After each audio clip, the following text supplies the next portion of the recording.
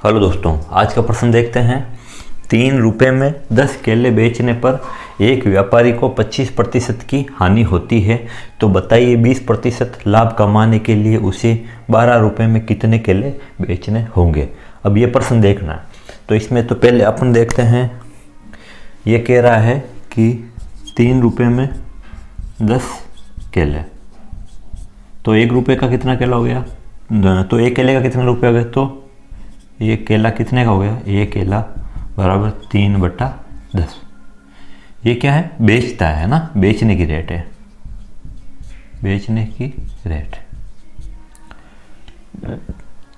एक केले को 3/10 रुपये में बेचता है।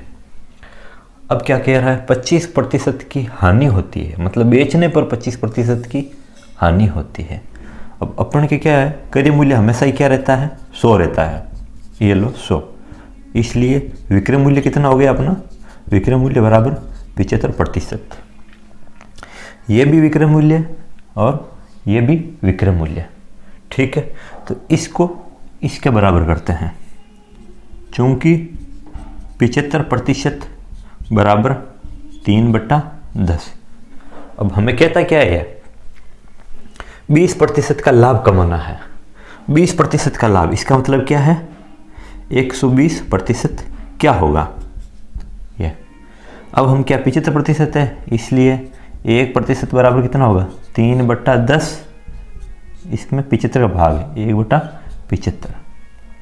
120 कमाना है, इसलिए 120% बराबर 3/10 गुणा 1/75 गुणा 120। इसको सरल करना, 0 का पार्ट से 0 से 0 गया, 3 एकम 3, इसका 3 एकम 3, 3 दूनी 6, 75 होता है, ये 25 बार। हाँ, तो अब उत्तर आ गया अपने, देखो 12/25। प्रश्न क्या पूछ रहा है, उसे 12 रुपये में कितने केले बेचने होंगे। तो अपन ऊपर वाला क्या होता है हमेशा रुपया, नीचे वाला क्या होती है मात्रा।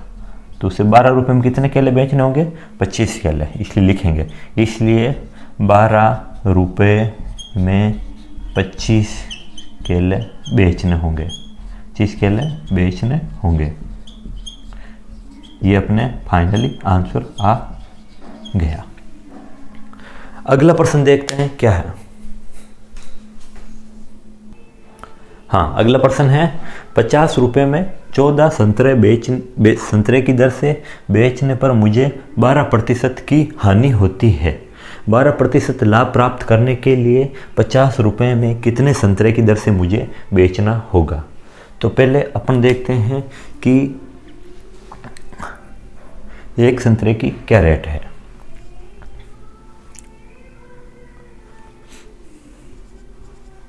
चूंकि सूत्र क्या है अपना, रुपये बट्टा मात्रा।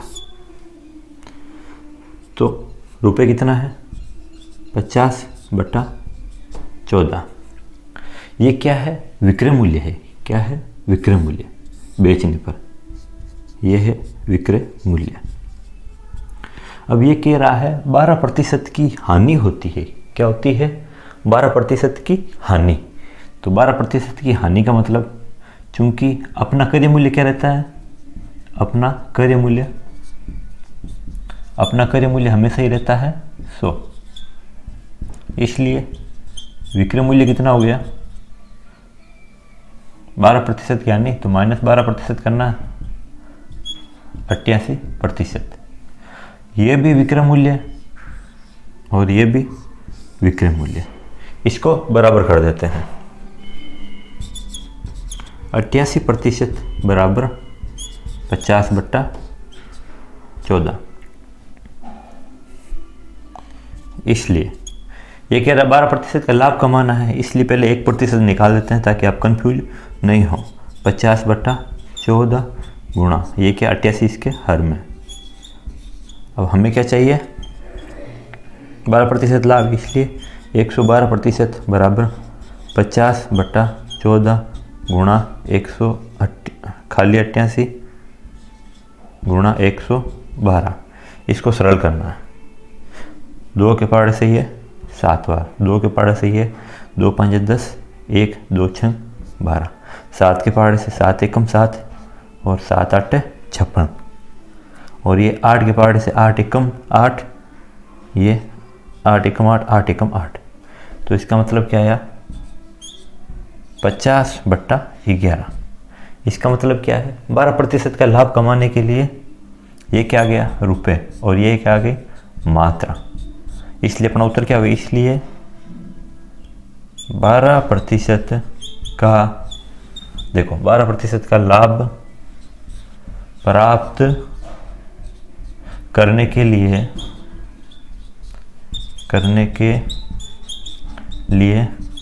50 रुपये में 11 संतरे बेचने होंगे।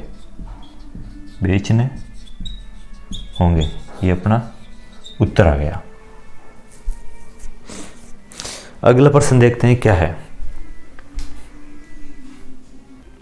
हाँ, ये प्रश्न देखते हैं, अपन देखते हैं कि एक अलग प्रश्न है, पढ़ते हैं क्या है। ए ने एक रेडियो खरीदा तथा उसकी मरम्मत पर 110 रुपये खर्च किए। ए ने इसे 20% लाभ पर बी को बेचा।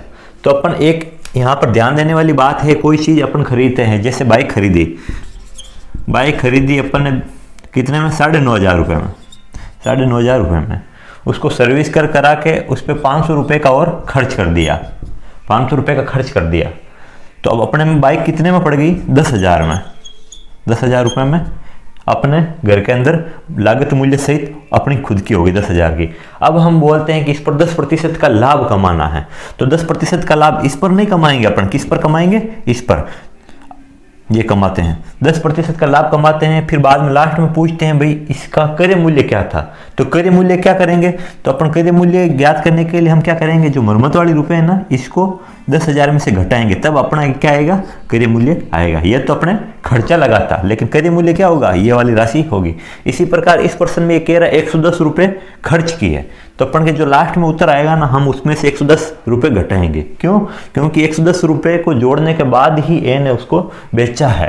तो देखते हैं प्रश्न कैसे सरल करते हैं।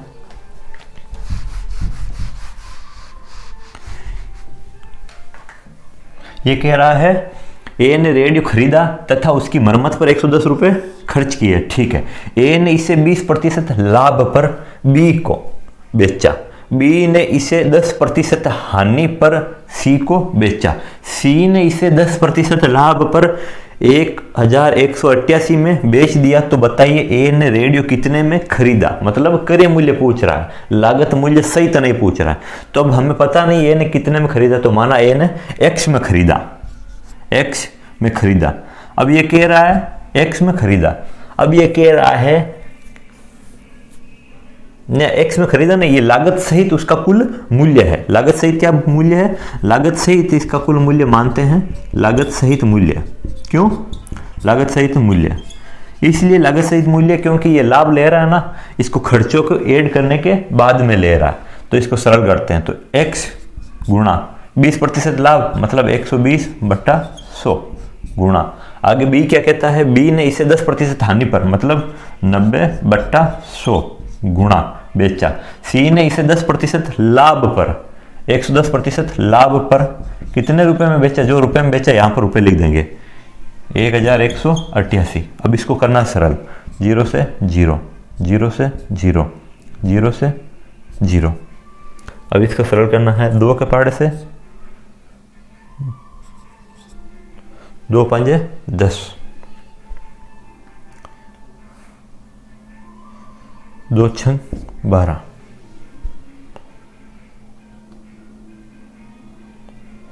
इसके बाद में ये कट नहीं रहा है, ये कट नहीं, ऊपर वाला कोई नहीं कट रहा है। अब इसको अपन सरल करते हैं, x का मान निकालते हैं।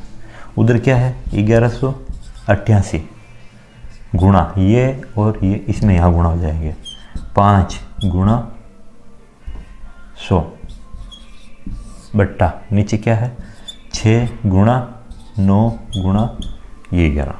अब इसको सरल करना है, तो 9 के पार्ट से कटता है क्या देखते हैं, पहले 11 के पार्ट से काटते हैं।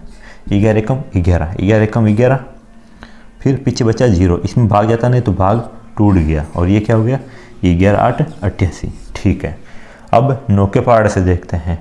9 एकम 9, पीछे बच गया 1, 9 दूनी 18, ये कट गया 9 के पहाड़ से।